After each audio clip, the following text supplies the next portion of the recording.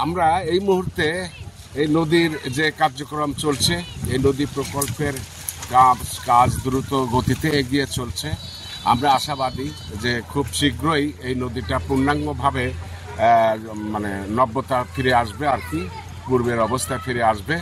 আমরা দীর্ঘ 9 বছর এবং তার আগে থেকেও আমরা এই নদী নিয়ে আমরা লেখালেখি, আন্দোলন, বিভিন্ন প্রতিবেদন এবং এইগুলোর ফলে মানুষের ভিতরে একটা গণজাগরণের সৃষ্টি হয়। এর ফলে সরকার প্রায় 1550 কোটি টাকার বাজেট দিয়েছে।